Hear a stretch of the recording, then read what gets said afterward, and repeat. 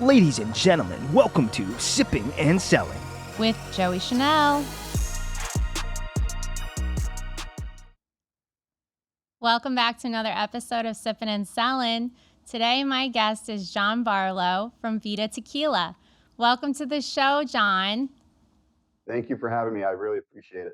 You're very welcome. Thank you for being here. I'm super excited to talk about your brand, Vida Tequila, and the other things that you have going on with your family, because you are working with your sons as well on a project called Fresh Wolf, and we'll get into everything about John Barlow and the Barlow family very soon. Nice.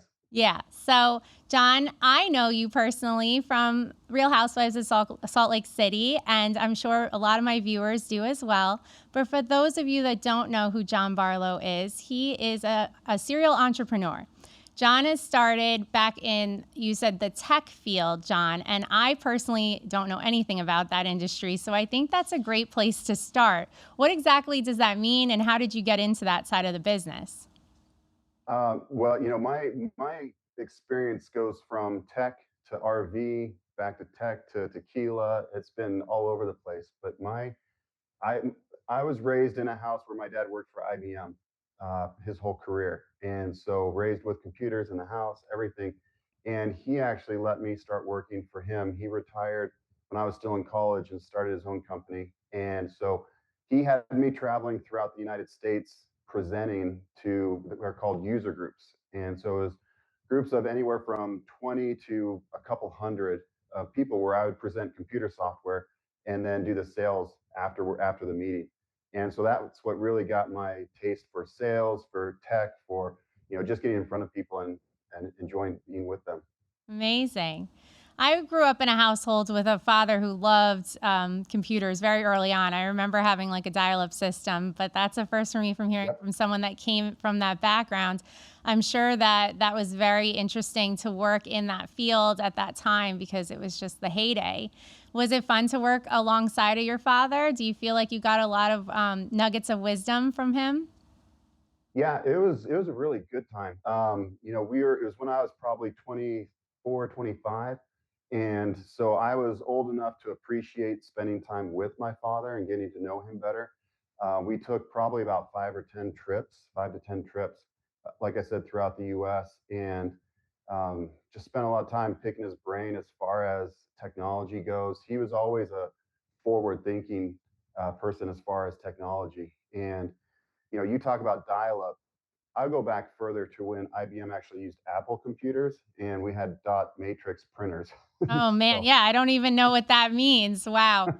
So funny. I remember the original MacBooks though, that were the colors, and everybody had to have a cool color because that was like what, like the old original iPhone was the MacBooks. So funny. All right, well that's nice. I work with my dad. I think I shared that with you. So I agree with you. It's just like you'll never get a better teacher. And obviously, I grew up in the liquor business and you are in that now, but how did you graduate over from the tech world and then get into the spirits business? Was there anything else in between before you met your wife and started this wonderful brand?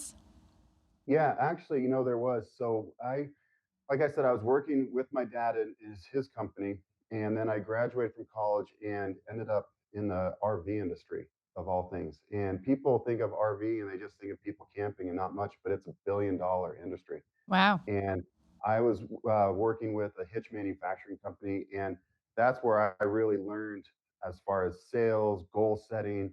I did a lot of reading on for sales psychology, same with just personal psychology methods, that type of thing. And from there, I actually met Lisa um, kind of for the second time, and I can tell you about that later. Uh, During that time frame, and I was traveling throughout the whole U.S. Probably every other week, I was traveling, and that's when Lisa and I started dating, got married, and how we came into the tequila was really just. I wish I had like a sexy backstory, like we were traveling through Mexico, finding ourselves and everything, but really it was an opportunity that fell in our laps, and thanks to Lisa being a smart and again forward thinking, we ran with it. Amazing. Okay, so she's smart, she's forward thinking, and all of a sudden we're gonna just put this beautiful liquid in a bottle is not how it happens. I know the Yeah. backstory a little bit, but for the audience, let's share about the first round of Vida Tequila. So we first came up with we're gonna start a product, right? And it was in a different package, but let's talk about how you found the name and everything from the beginning of the story. So the really neat thing is Lisa's fingerprint is all over the brand. When we first had the opportunity come to us, I was actually doing some work in Mexico with hot sauce and was started to look into importing wines. We were introduced to the distillery owner of who we work with now with our tequila, and I talked to Lisa about it, and she's like, "Hey, let's create our own brand."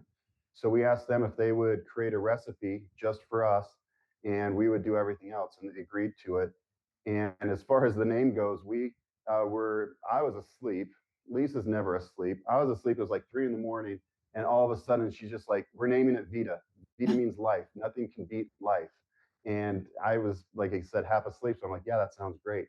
And so she really is the one that named the brand.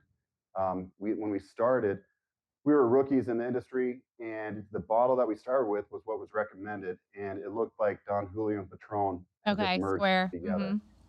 And so the liquid was always great, award winning, but it was hard to sell into accounts because it looked so similar to Patron or Don Julio. And so after we had been in market for a number of years, Lisa said that we needed to rebrand. And she's the one that actually, I'm going to grab this. She's the one that actually designed the bottle. And she very intentional too, with like, we call this the neck. Mm. And then the shoulders over here. And so, like I said, her fingerprint is all over the brand. It's a gorgeous package. Custom bottles are not cheap, and I No, understand having to rebrand because, like I said, I've been in the industry a long time, and a lot of people start with like a stock bottle or something that is just cost effective, and it's not many that decide to pivot that soon. And yes, it's a gorgeous package, like you held up, and you're explaining shoulders and neck What do they call it? Decolletage. It's yeah, very yeah. feminine. It's very beautiful. And like I said, I took a shot before the show of the reposado with my producer, and it's delicious, award winning. And I love that you guys decided to go into this business venture together. And I'm sure everybody would love to hear the story about how you actually met Lisa and what she was doing before she got into the spirits industry as well. So maybe we should go into that part next. Sure. So if you rewind quite a bit, I actually served an LDS mission, and Hmm. it was in Las Vegas. So not too sexy. My son actually just got back from a mission in Colombia, which sounds a lot cooler than Las Vegas. And but anyway, Lisa's sister was a missionary in my same mission in Vegas, and so we got to be friends. And when we both returned home, we still remained friends, and that's when I actually met Lisa for the first time. But it was really just in passing for the most part. And fast forward from there about 4 or 5 years, I ran into her again, and we started out just hanging out as friends. Where she worked and where I worked were probably about 2 miles apart, so we'd meet up for sodas or lunch or something like that. Hmm. And did that for a few months. And then one weekend, all of our friends were out of town except for the two of us. So I asked her if she wanted to go see a movie.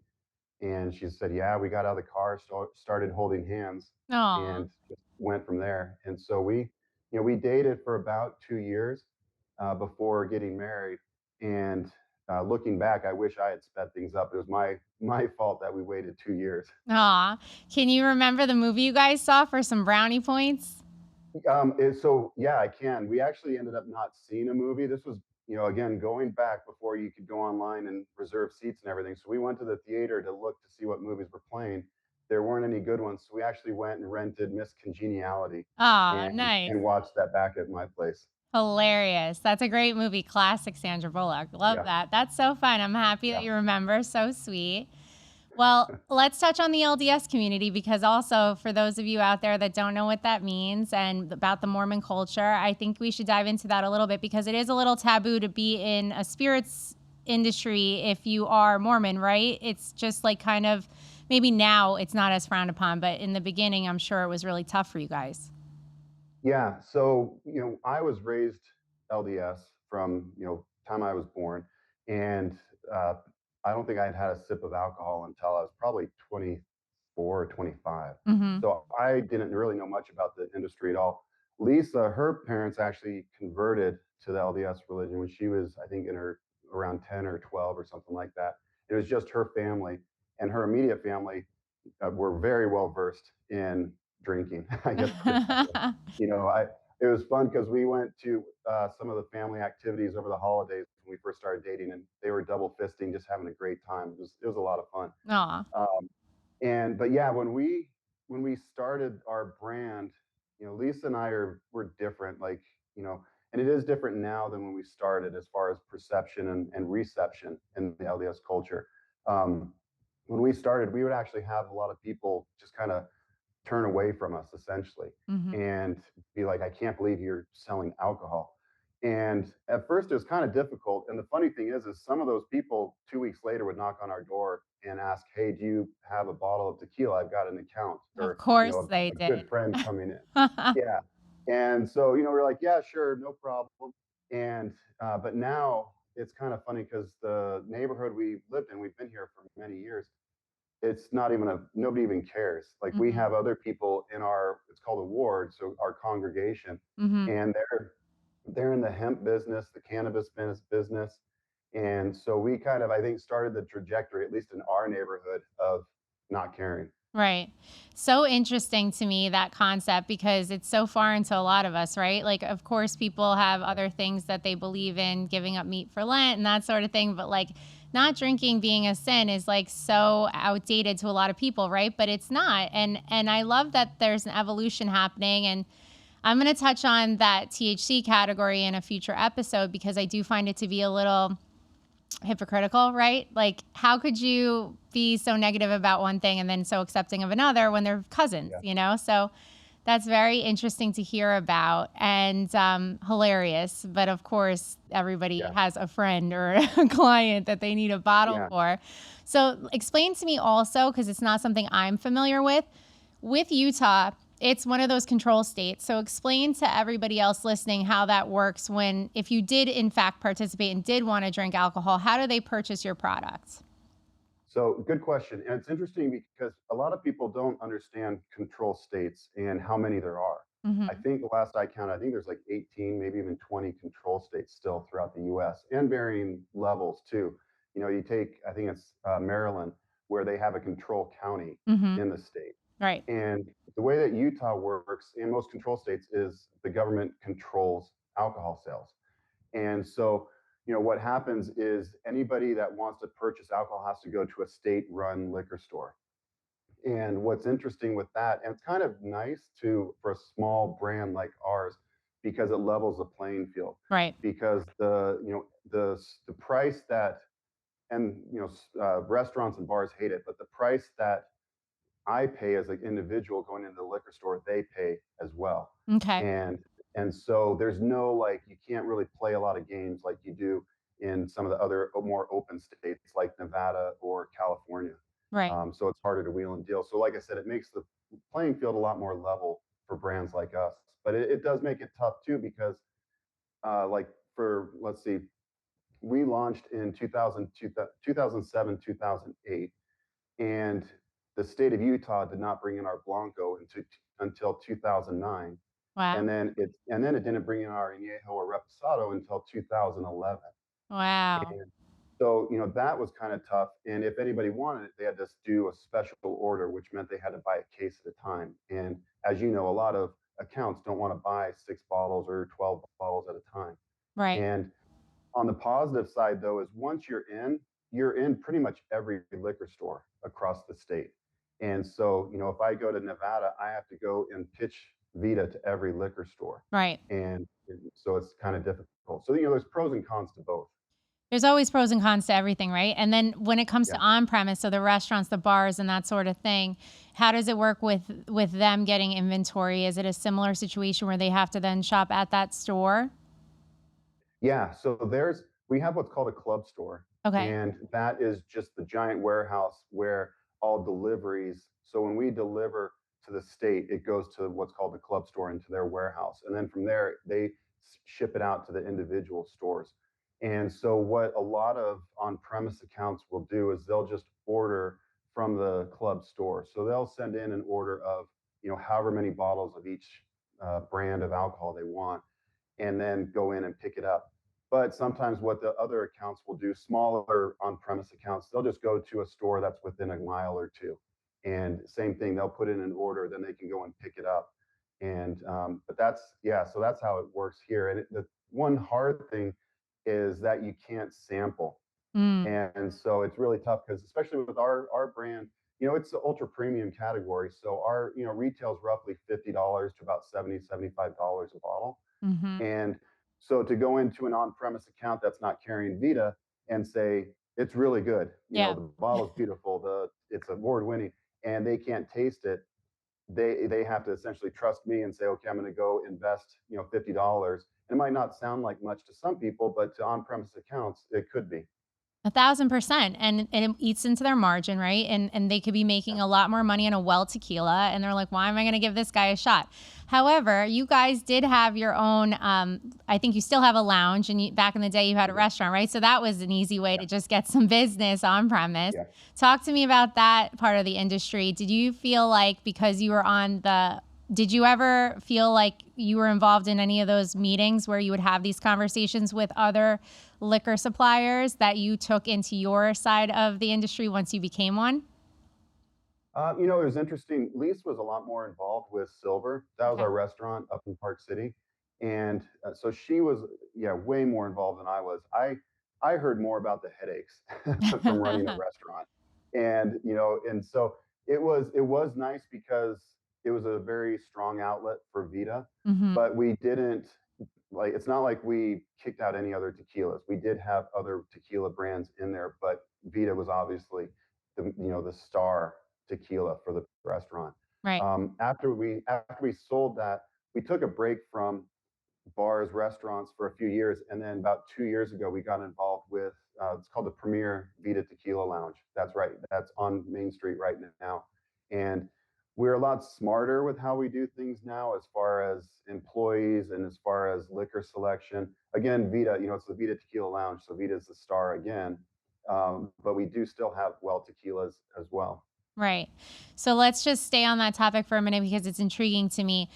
You're dealing with the buyers. They can't sample, but say they bring it in, right? Now, what's the rules with their employees? Are they only hiring people that potentially aren't going to want to participate? Because some restaurants and bars like to have, their bartenders, mixologists sample the drinks, make sure they're coming out right, etc. Like, are there rules around that, or is that just case by case personal business? And maybe this sounds like a silly question, but it is interesting to me because that is a big part of how you make the sales. Liquid to lips is huge. And if you then have someone you're asking to invest in you and they don't know if the product is good quality or if it tastes like a bunch of additives, what do they do then? Now they're potentially stuck with this investment, and you also risk them not promoting it correctly for you to the consumer.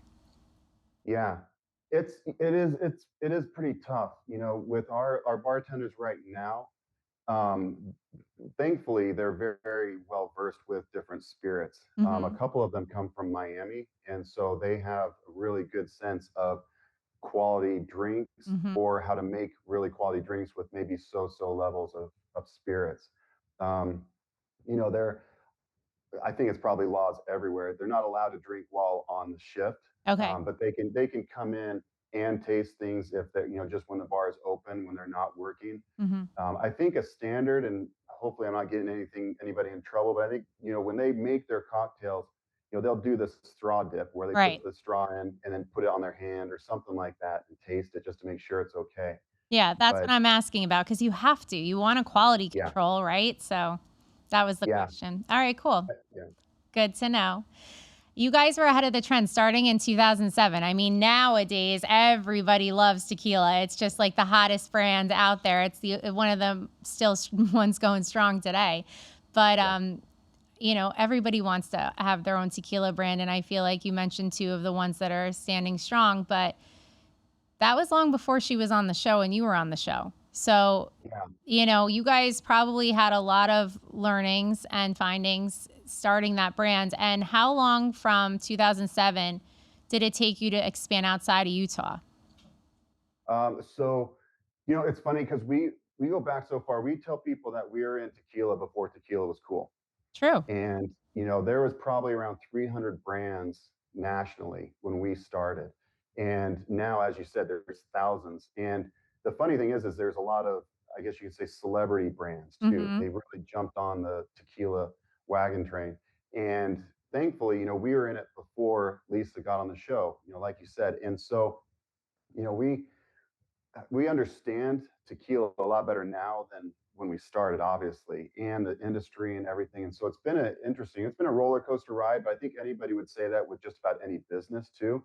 And I think Lisa, she was in an elevator with, I can't think of his name right now, but a big time music producer. And he said something like, if it's easy, then it's most likely illegal. And so, so she really took that to heart.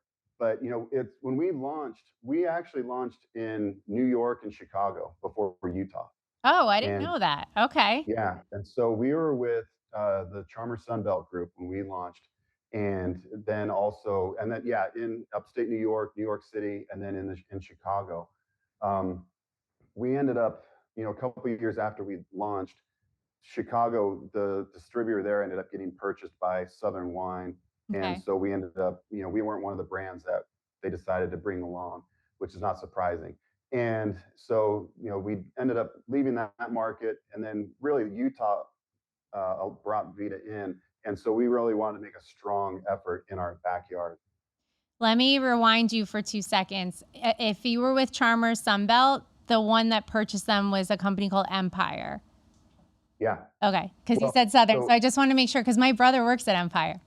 Oh, well, we were in Chicago, we were with Distinctive Wine and Spirits, Okay, which I thought maybe they were with Empire or Charmer, but they ended up getting bought out by Southern. got it. But Okay, we were with Empire in northern or upstate New York, got it. and then Charmer Sunbelt in New York City. What made you go to New York first? Is Lisa or yourself from New York? Lisa's from upstate New York. Yeah, she's from the Albany area, and New York through and through. I myself grew up all over the U.S., California, Florida, and Texas primarily. Yeah, you have a very interesting background. I think if you're comfortable, you should share with the audience. Um, well, as far as like Because you were adoption, adopted, right? Like that's yeah, major story. I mean, to be so successful, a lot of case studies I think have been done with people that have been adopted, and there's a lot that have an amazing story behind them because it's like they really appreciate life, you know? yeah. Mine's really it is kind of interesting, and I found it more interesting as I've gotten older and talked to people. So I was given up at birth and adopted when I was a baby, but I Hmm. had some medical conditions that the family that adopted me didn't feel that they could handle. And so they actually returned me. Oh And my so gosh. I was given up, adopted, returned, and then my parents adopted me. And that was all within the first like probably 6 months of being born. So it's not like I have this, tragedy that I'm overcoming. And so, but I'm very fortunate and I'm grateful every day that my parents did adopt me. In my family, there's four children, and the oldest three, my older sister, myself, my younger brother, are all adopted Wow. from different families. And then they ended up having my younger sister. And so I have a very trying to think strong affinity for adoption, for foster care, because I was in a foster home for probably I think like 3 months or so while the paperwork was getting done, so that Wow. my parents could adopt me. And Lisa teases me all the time. She's like, "I'm going to give you up a third time." Oh, no, Lisa, come on. That's so funny. Oh my gosh, no, John, that's an amazing story and definitely a first for me to hear. You usually hear a nice baby gets adopted once and that's it. To be returned is so crazy to me. I've never heard that before. And obviously it happened for a reason. You ended up working with Yeah, your father and having such a great passion for entrepreneurial spirit and look where you are today. But yeah, I felt like it was important to share with the audience because some people that get adopted could just go down a different path, right? And just have a lot of jaded look on life, and you didn't, which is yeah. amazing.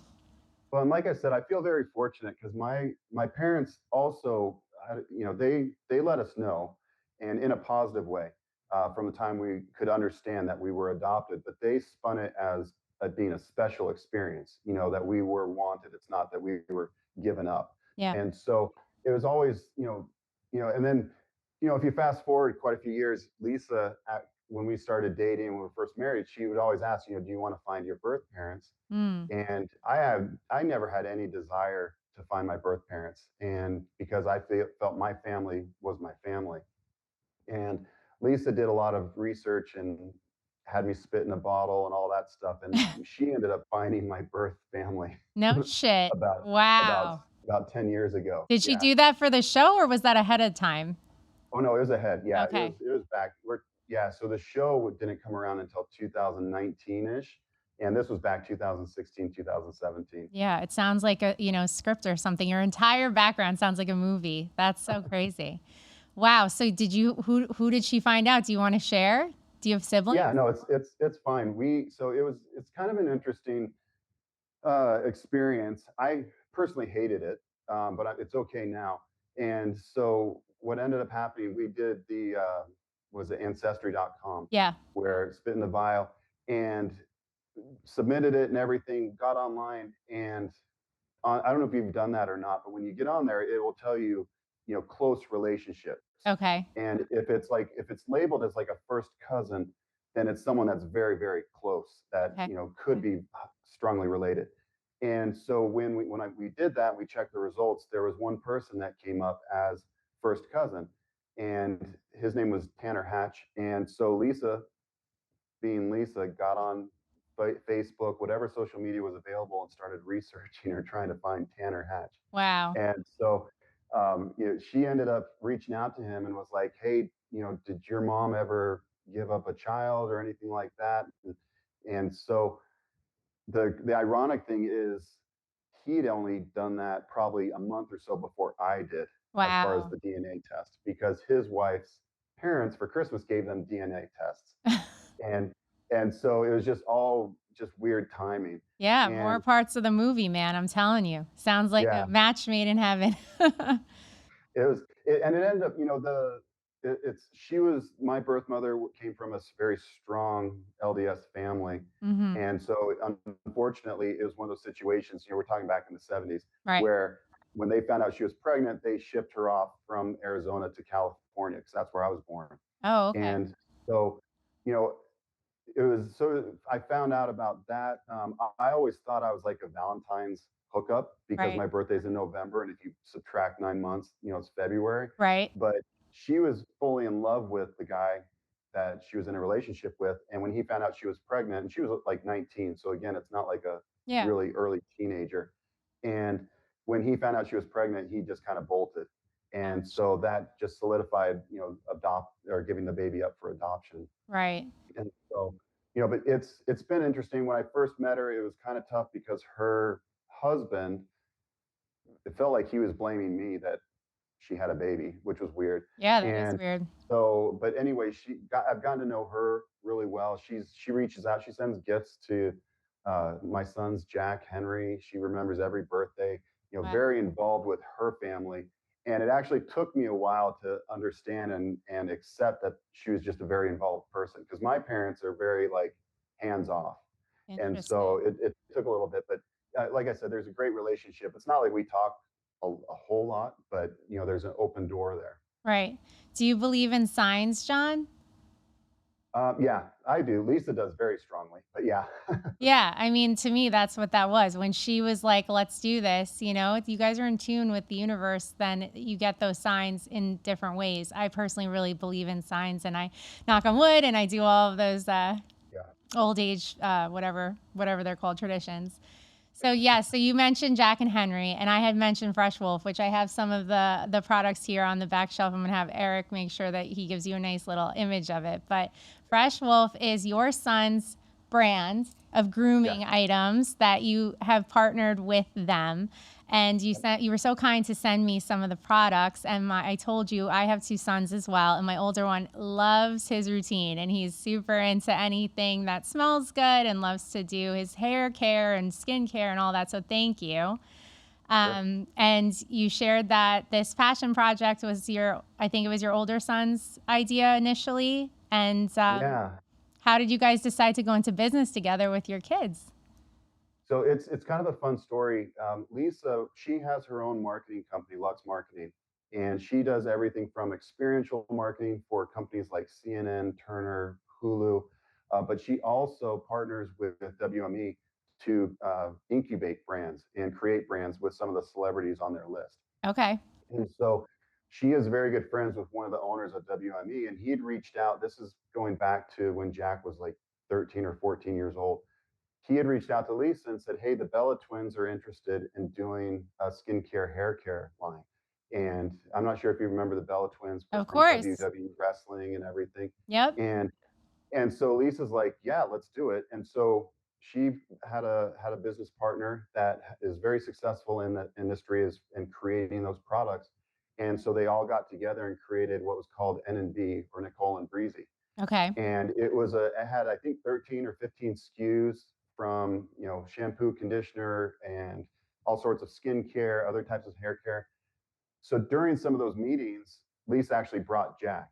And so he sat in and listened to Lisa, our partner Sam, and the Bella twins talk about these different products. And so one day he approached Lisa and I. He's like, "Hey, will you guys create a brand for me?"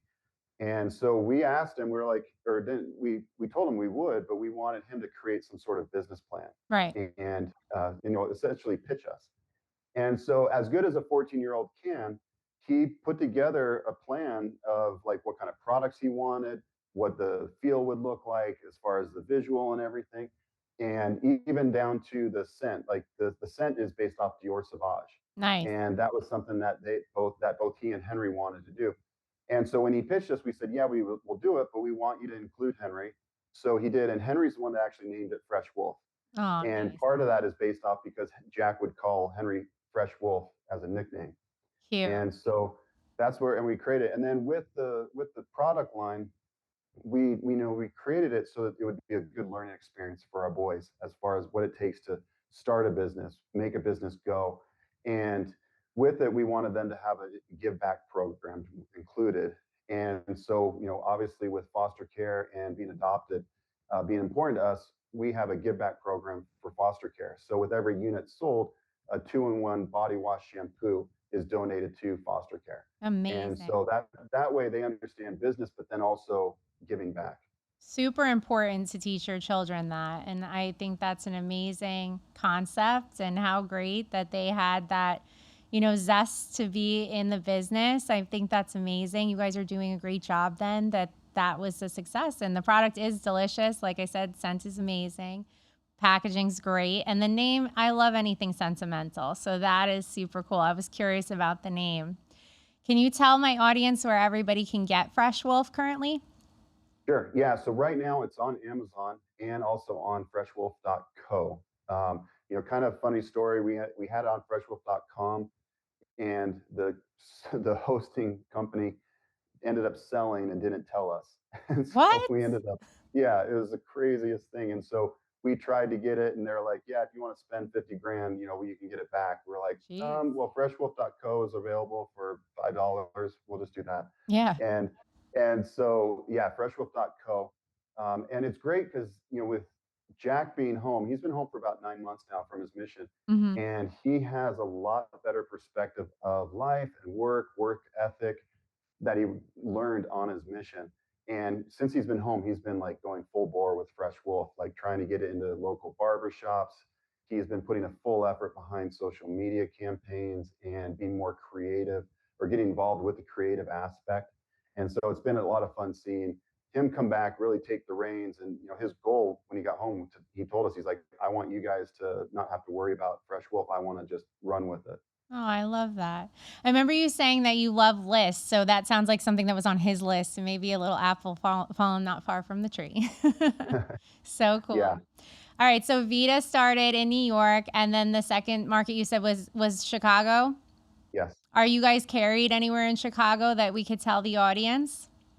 We're not right now. Back in the day, we were in Vinny's and a lot of great on-premise accounts. Mm-hmm. But as of right now, no. But what we can offer for any of your fans or viewers in Chicago, we do sell online. And Perfect. so from our website, you can order online, and there's I think it's about 35 states that allow alcohol shipments to be received, and thankfully Illinois is one of them. We love Chicago. We love Illinois. Yeah, it's a great city. So you guys are available on your website. Name your website, and then yes, it's hosted through BevStack, right? Yep. Yeah. Amazing. I just had We Mike love on that the stuff. podcast, so I was talking to him about you guys' brands. So let's talk about your product again, because that's what we're here to do. We're talking about Vida. And so everybody listening, if you haven't tried it yet, you can go onto their website, vidatequila.com, correct, Sean? And they can That's place an right. order and Yep. try it. And I personally always love a reposado, but they have a reposado, they have a blanco, and they have an añejo. And did you guys always have the dream to expand to different SKUs when you started? Or were you just like, we'll just see how it goes? Because you guys originally, like I said, started with a different package. So did all three SKUs end up in a different bottle initially? Yes. Yeah. So we needed a rebrand just across the board with the bottle. Especially we wanted something that, and this is to Lisa's credit, she wanted to let people know how modern Mexico is. Some people think Mexico is still, sombreros and dusty or whatever, but Mexico is so beautiful and so modern. And so she wanted a package for our tequila to really resemble that, Mm-hmm. and let them know. And so yeah, we had all three SKUs into the new bottle. We actually do have an extra añejo ready, but it's not bottled yet, and a Cristalino. Amazing. We just don't know what kind of packaging we want. If we want like a bedazzled, bottle, or Ooh. something like that. And I think also, this is me personally, I think there's still a little bit of confusion around Cristalino and Yeho because it looks like a Blanco. And Mm-hmm. so I don't know if it's, people know about it well enough that so we haven't really pushed real hard for it. Um, but the juice inside the bottle is something that we've always been proud of. It's all three styles are double distilled. We only bottle about 60% of what is distilled. Okay. And so it's very clean, very pure, very smooth, sometimes dangerously smooth. Right. And and we also, one thing that we are very proud of is we let our agave grow to full maturation. Amazing. And so, for a lot of people, they don't understand that it takes 10 to 12 years for an agave plant to become fully matured, and then you have to pull it out of the ground. And as we talked earlier, there's so many brands now, and in their defense, they want to get on the shelf as fast as they can, so they'll harvest earlier. Right. And what ends up happening is, I compare it to a strawberry. If you bite into a strawberry that's ripe, it's juicy, it's flavorful, it's sweet. If you bite into one that's not ripe, it's a little bit sour, bitter, and it's the same with agave. Mm. And so we're very proud of the full maturation before we harvest. And our Blanco not aged, our Reposado is aged 9 months in American white oak barrels, and it's a level 2 char. Nice. And then our Añejo is 2 years in French oak, Wow. and the oak comes from the Limousin region, and so kind of cognac, or the cognac region. And so they're all great sipping tequilas, and they also do play well with others if you want to make a really high level cocktail. Absolutely. When you are drinking, what is your favorite one to drink and how do you like to drink it? It's so funny because I feel like I'm choosing one kid over another Okay. when I answer that question, because I really do love all three. However, I will say the añejo is really my go-to, Mhm. and there's two different ways I like to drink it. If I'm at home, I'd say just neat, Mhm. but if I'm in a social atmosphere, I like it on the rocks so Mhm. that I Yeah, it don't get lasts too longer. crazy. Yeah, exactly. It dilutes a little bit. What about Lisa? How does she like to drink her Vita? She loves. There's a drink she calls the 80, and because it resembles essentially 80 calories, and it's a Vita Blanco, club soda, and a lime. And so it's just an easy drinking cocktail, low in calories, and something you can just, like I said, sit back and enjoy. Amazing. What do you think about being on the reality TV has helped you with your brand, if anything? It's been amazing. Bravo is great to work with, and with everything they let us do to promote Vita. Mhm. They, they're very behind us as a family and a couple, and also our brand. And so, they're always saying, okay, make sure there's bottles in the background, make sure you bring bottles to, different events if you're at the picnic or something like that. And so they're very supportive. And it's been amazing because Vida is now literally globally known. Right. And the hard part for me is to make it available globally. Right. And you being in the industry, that's not easy. No. To the viewers or consumers, they think, well, why can't you just have it in Scotland? Right. It's like, well, there's a lot of different importing laws, there's a lot of costs, everything. And like we have our social media gets requests daily from not just around the US, but literally in Australia, Scotland, Ireland, Canada, asking when Vita is going to be available there. And, we're like, we're working on it. Yeah, exactly. And that's the nature of the beast, right? Like sometimes I talk about this about slow is fast enough, but at the same time, like if you have a platform, use it. And sometimes it's hard because you may not have a place to go. Same with me. I own brands with my family and I talk about them all the time on the show. And then sometimes I'll have a random viewer be like, hey, well, I can't find your rum in Utah, and I'm like, yeah, I Yeah. don't sell it there yet. Yeah. And you have to pick your battles because it's like you want to win where you are, right, in your market, and then it's like, where do we go next? Yeah. And let's sit there. Like, where are you guys distributed right now that we can share with the audience? And if nowhere, where do you want to be next?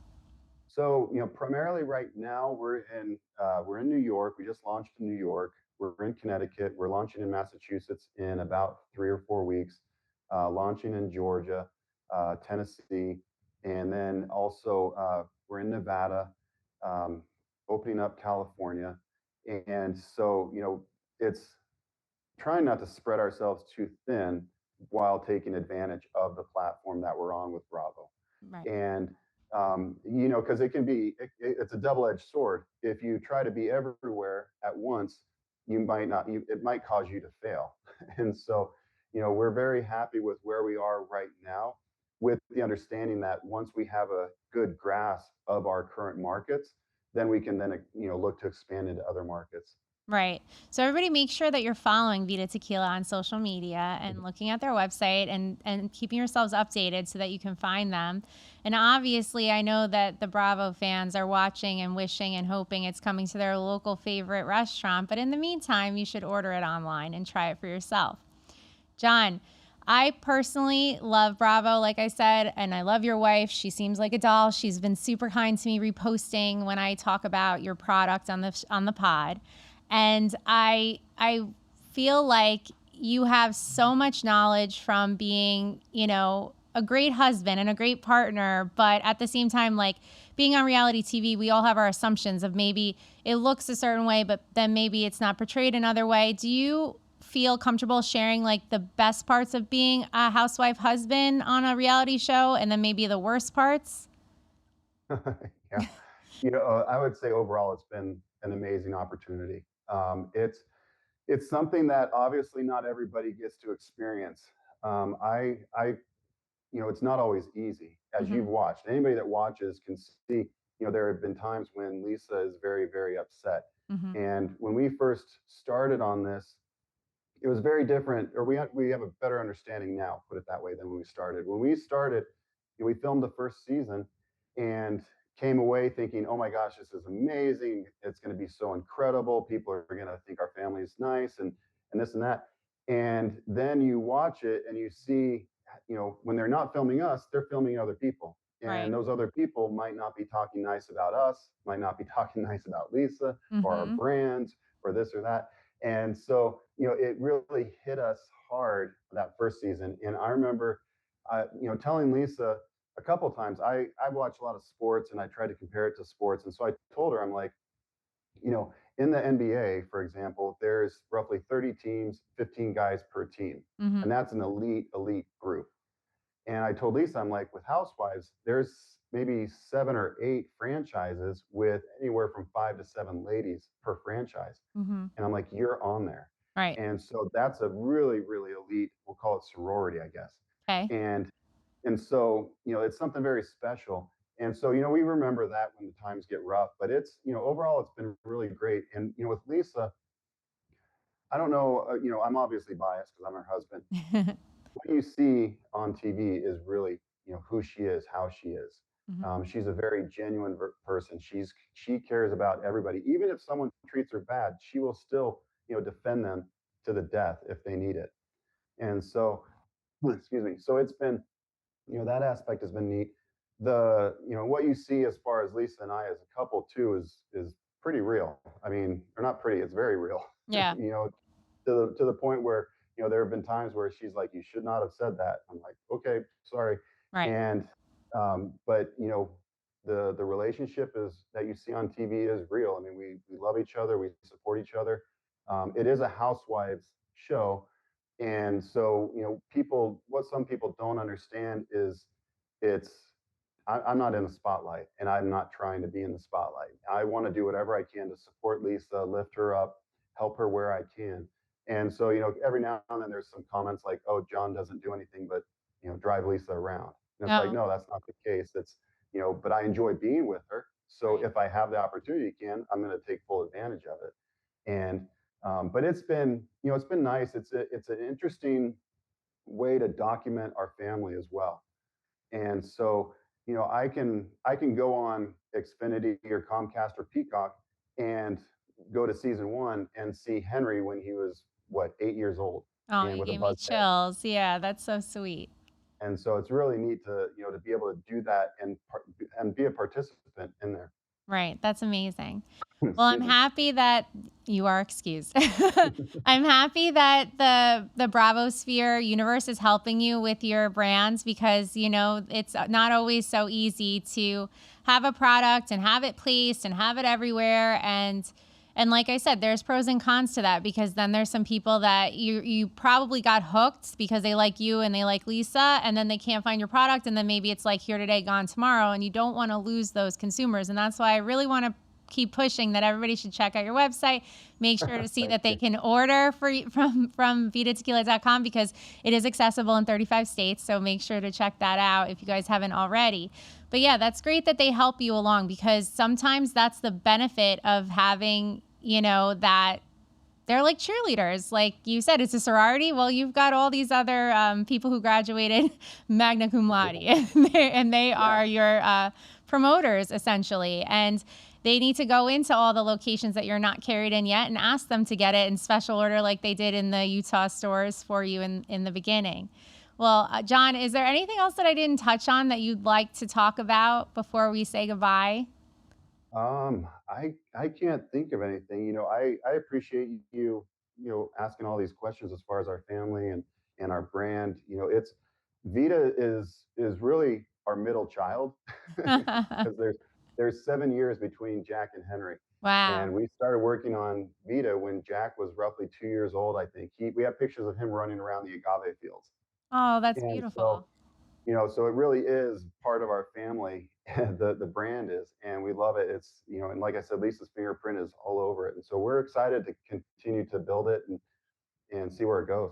Yeah, well, you guys are doing a great job. You're coming up on a 10-year anniversary. In the liquor business, that's a big deal. That's a brand that's here to stand the test of time because usually they make it or break it within 3 years. So you're doing something right. And I look forward to seeing if you guys come out with that extra añejo and the Cristalino. I personally would love a nice little rhinestone. I'm on board with that decision. Well, thank you Sounds good. again, John Barlow, for being here. And like I said, you're welcome back with the boys, and we can talk about Fresh Wolf more in detail. And everybody That'd be go great. drink Vida Tequila. Thanks for coming on Sippin and Yeah. Selling, John. Cheers. Cheers. Cheers. Thanks for having me. Hmm.